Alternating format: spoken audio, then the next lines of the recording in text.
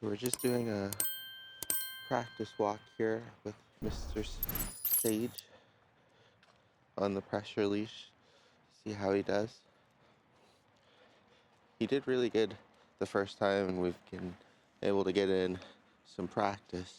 But because he's kind of getting to that point where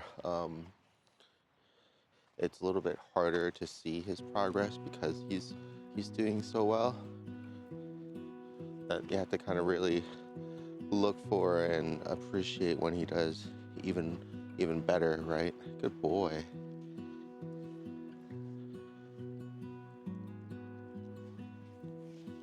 Good boy. He's interested in those people there. He felt the leash pressure. Turn back around. Still checking them out all the way down there. And back onto me. Good boy. Good. It does make him walk a little bit faster, right? But at least when he feels the leash pressure starting to build, good boy, he does refocus. Very good.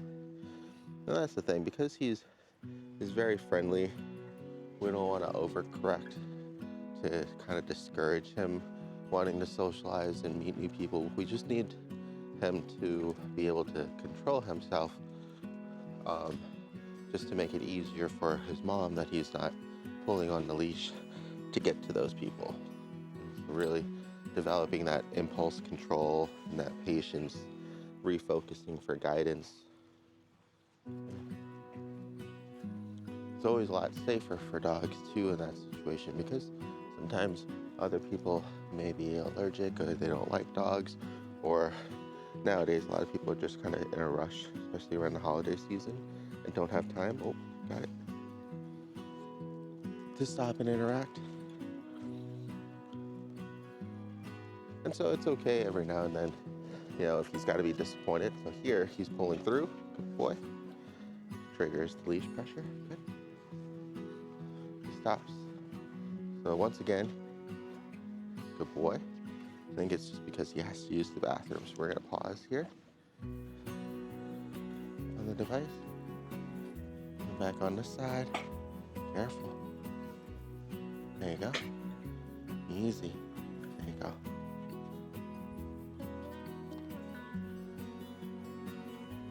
I find sometimes he'll just rush just to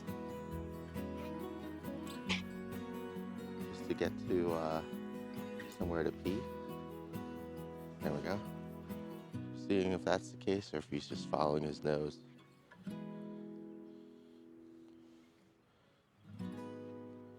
Sometimes he'll just get really excited after seeing somebody, and even though he wasn't able to engage there, it was enough to kind of amp him up a little bit. But it does look like he needs to go to the bathroom. And that'll be one of the few times, there we go. That'll be one of the few times that he'll pull just to get to somewhere. Good boy. Now, yes, boy. Now I'll have him refocus. Turn this back on, because now he's just following his nose. Good.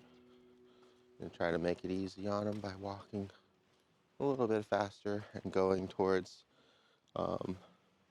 wherever his nose is going, right? Reaching a little bit of a compromise in the walk, so that way the leash pressure doesn't get activated.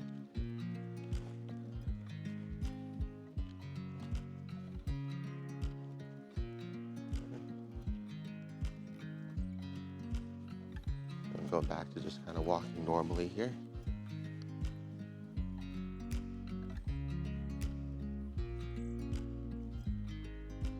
Good. Good boy.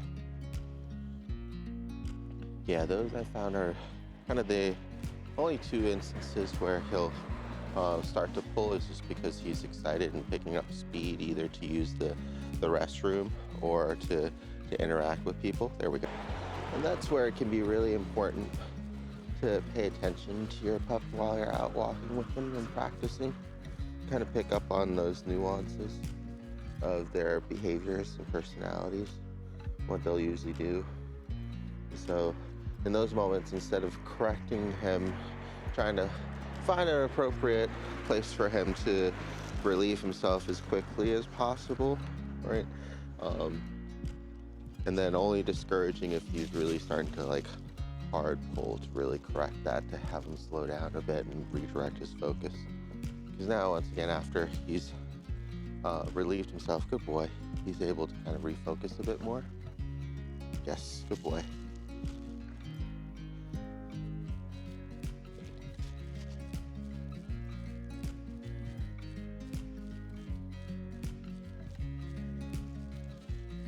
Not pulling on the leash as much, even though he's still following his nose, which is really good. But here, he starts following his nose and digging in too hard. There we go. Good. Good. There we go. Good. Good boy. And that's the most, or that's the kind of main practice that Sage needs, right? And it's very similar with a lot of other pups. They just get so absorbed in following their nose that they don't even recognize that they're pulling on the leash. So that's where having something, or, pulling on the lead in a burst can really help to kind of snap them out of it and have them refocus.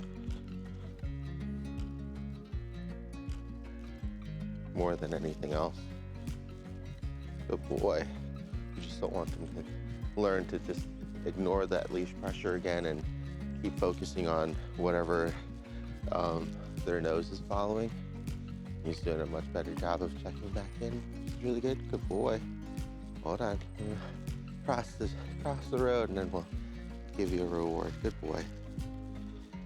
And so for Sage, being able to give him a treat every like five redirects or sustaining a heel works really well. Yeah. Or if he does a hard recovery from a big distraction and stops pulling, then that's always a really good time to reward him too. But so long as you're just paying attention to him and acknowledging him, good boy, then that's enough to kind of encourage him to keep focusing and following you. Good boy. Oh, you slowed down for me. Thank you. So that was good too, because he was checking back even when he was moving forward.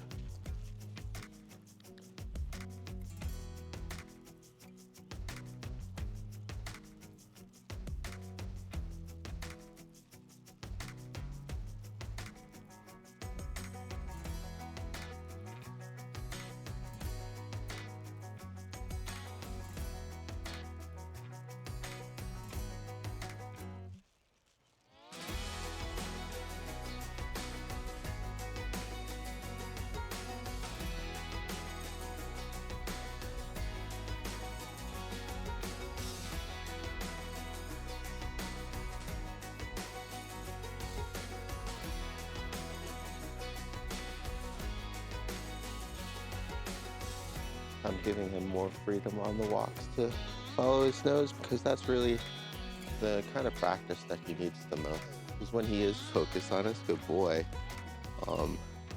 he's gotten really good at that. And so trying to find still opportunities for growth, and that will definitely be for when he is more distracted by smells or seeing people or other pups.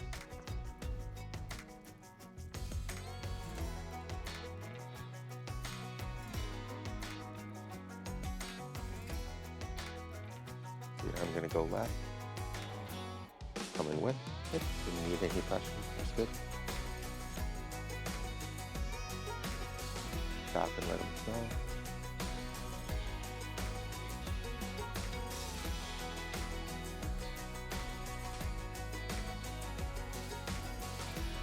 Boy.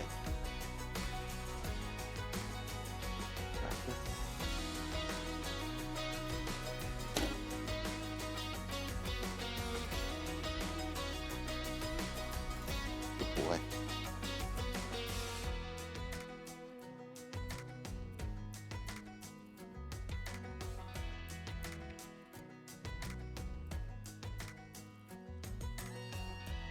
So he started pulling away from us a little bit too much there, then responded immediately when he heard the tone, which is perfect.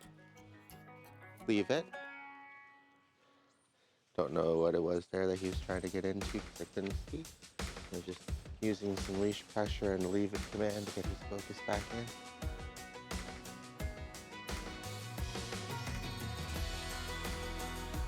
Random stuff on the floor. Boy.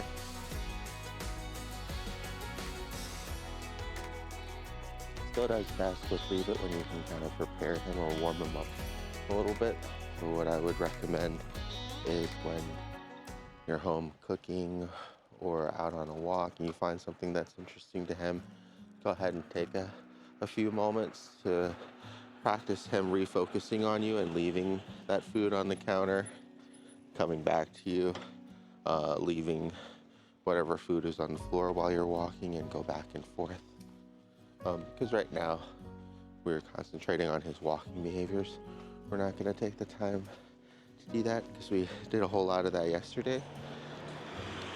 But that'd be a good way to get that real world practice in without having to kind of dedicate a specific session for it.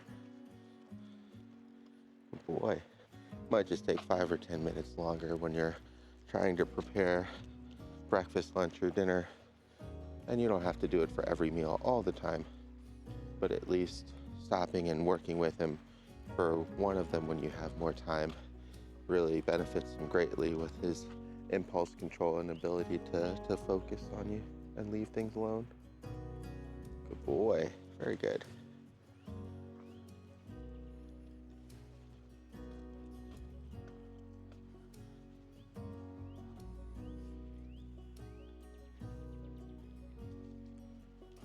He does like to mark things. He's not the biggest marker from other pups that I've met. Come here, bud. Come here. You get your clean your eye. Okay, get it. Okay, we'll get it later. One of those things that's a lot easier to do with 2 hands.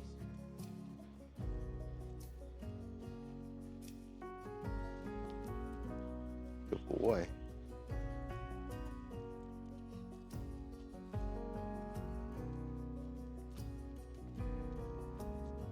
Good boy. Yes. Come. Wait. Wait. Okay. Come. Good boy. Yeah, he's doing really good. Like I said, he's only faltered really when he needed to go to the bathroom or caught a hard scent on his nose, and we're able to work through that pretty easily. For the rest of the walk, he's hardly pulled at all, and then when he does start pulling, he redirects back to me really quickly, so that's good. Yeah, same thing here, kind of using the leash just as a boundary, and we're continuing to walk straight, giving him that guidance. So there, if he hits the boundary going to the side too hard, the leash pressure goes off. Good boy. And he tucks himself back in towards me. Good. Okay.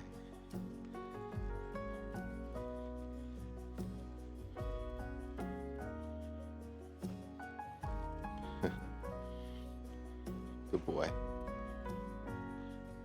He's definitely gotten a lot better about leaving the leash alone as well on walks, which is good. Sometimes he has to be prompted, but sometimes he'll do it by himself. A lot of that just has to do with how excited he is.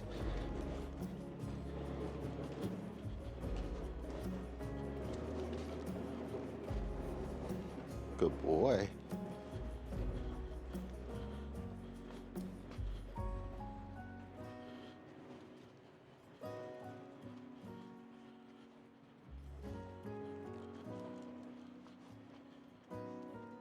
Good job, big guy.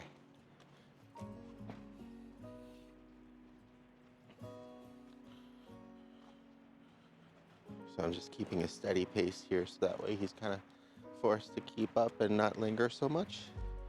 Good boy. Really good though. Good job.